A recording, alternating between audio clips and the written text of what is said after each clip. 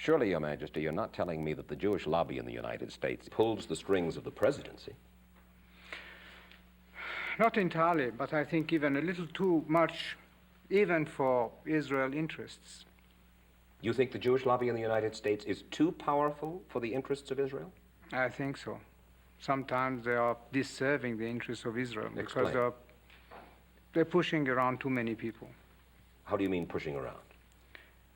Well, pressuring. They have many means at their disposal. They are putting up pressure on many, many people.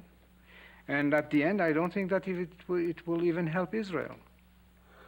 Why, if this is true, why would the President of the United States pay attention to that lobby? They are strong. Strong in what sense? They are controlling many things. Controlling what? Newspapers, medias, Your Majesty. banks, finances, and I'm going to stop there. Well, now wait just a second. You really do believe that the Jewish community in the United States is that powerful? They make the media reflect their view of foreign policy? Mm-hmm. Yes. They do not report, we do not report honestly? Don't mix things, please. I don't say the media. I say in the media they have people. Not the entire media. Some newspapers will only reflect their views, yes. No?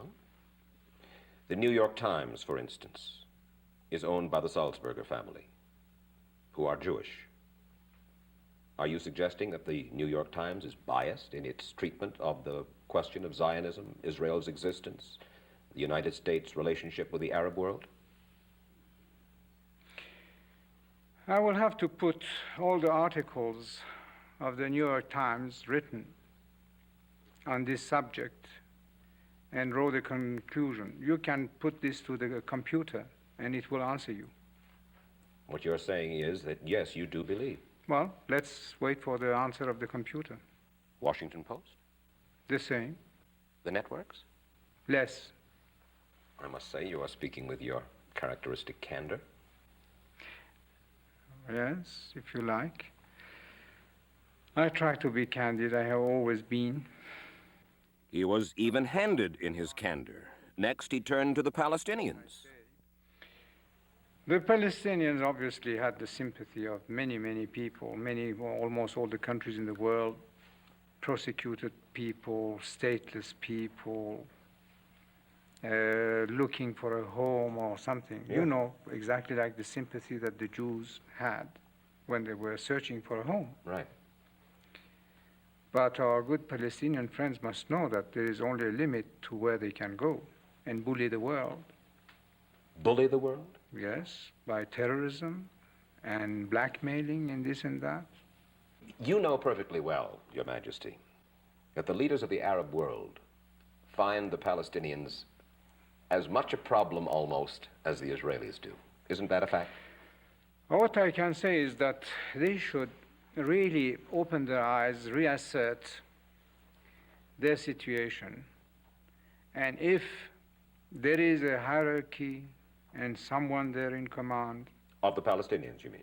Of the Palestinians, to start a new policy, because the actual one is going to lead them nowhere. With whom do they really have understanding? With Assad, with Sadat, with Hussein? That's a very good question. They have none with any of these leaders? Not to my knowledge. And they seem to be out of control. It seems so today. And what about the Arab leader who supports the Palestinians, the terrorists, with his oil money, Muammar Gaddafi of Libya? He's crazy. You really believe that? Oh, yes. No doubt. The man is absolutely irresponsible and crazy. We moved on to the subject of Iranian money and tales of monumental corruption, bribery, even in the royal family. Princess Ashraf is the Shah's sister. Let me quote to you from a piece in the Washington Post. A wealthy Iranian businessman says, "Not a truck can move anywhere in this country without a payoff going to Princess Ashraf." Who is this silly person who can believe that? Why would you imagine this kind of thing would find its way into print? First, you like to print those things. You newspaper people always must be sensational. And You're satisfied it one of your whipping boys today seems to be us in this country. So you go for these things. But so many stories like this have proved to be true. They all were true except for my country. Grumman was true. Not here. Northrop was true. Not here. How are you so sure? How can you be utterly sure? Because you speak with such assurance that it is not still going on in other arms. The arms I choose.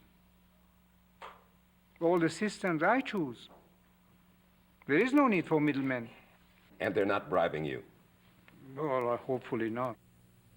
We turn to the Shah's secret police force, his FBI and CIA combined. They are called SAVAK, and they have a reputation for brutality. He acknowledged that he has SAVAK agents on duty in the United States. And they are there for the purpose of checking up on Iranian students.